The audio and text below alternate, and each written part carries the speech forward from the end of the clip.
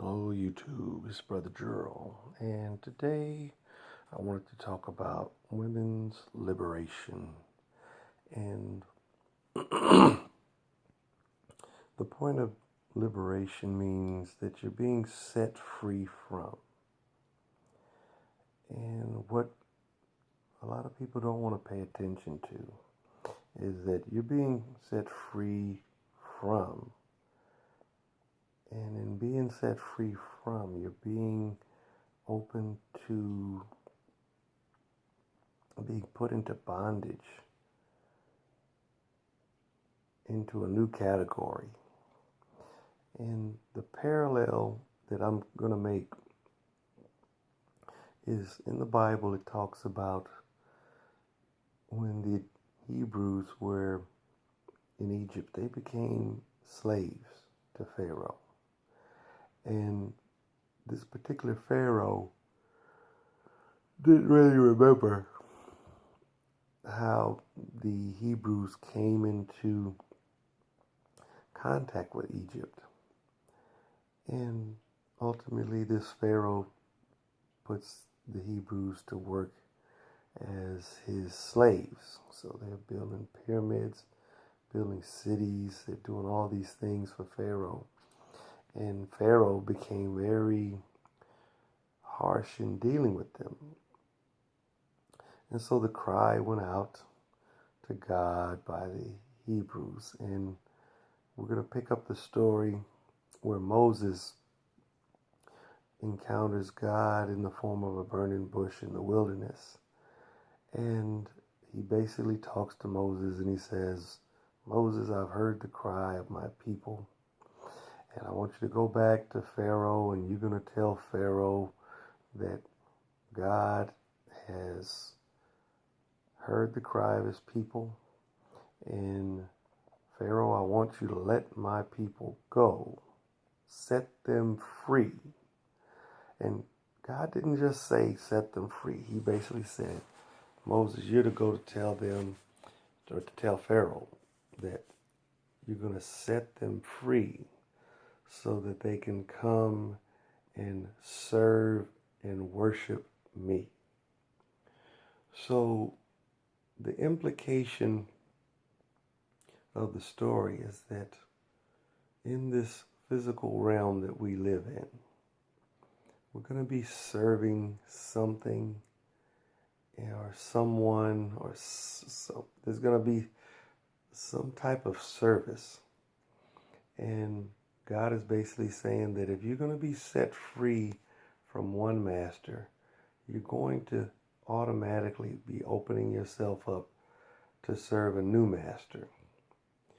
Now, the one thing that I'm going to point out is in serving these different masters, what are these masters promising, and what evidence are they giving us that what they're offering or promising to give is going to be actually what we want or desire? And I would just say that for women, you guys have been set free from this traditional view of womanhood. And you've been set free to become in bondage to a whole new view. And this new view was given to you without really making any promises that in taking this new view on, that your life would be better. And I would just say that when you look at the view or the understanding of most women today, their view is just like, I'm not happy with the way things are. And the miserable thing about it is you've moved into this state, and you can't escape the state that you've moved into in terms of undoing the damage that has resulted in going there. Like, for example, I know a woman who was married, And for some reason, she could not humble herself to be nice to her husband. But she was able to have children, get a job. She didn't even do too well with raising her kids because neither one of the kids that she had 4 kids, none of the kids that she had really amounted to do anything with their lives. And as it turned out, one of the kids is 30 years old and is still living at home with his now divorced and single mother. Now, she will continue to try to live this lifestyle. And she keeps asking the question, why can't I get married? Why is it that my first marriage ended in divorce? My second marriage ended to where me and my husband was estranged and he ultimately died. And now here it is, I'm still single. I have a son and 2 daughters. One is grown and out of the house, and the other remaining children are there. And they're all grown too, but only one has seemed to manage to leave the home.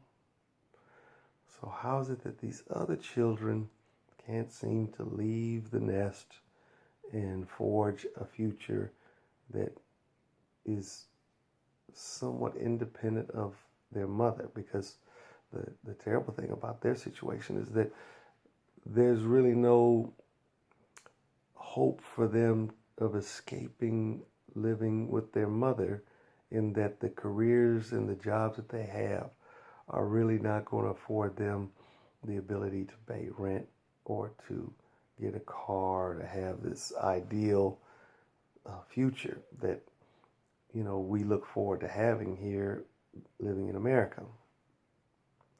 So I just want to get women to see the folly of this rhetoric of being liberated. You're being liberated. You're being set free from.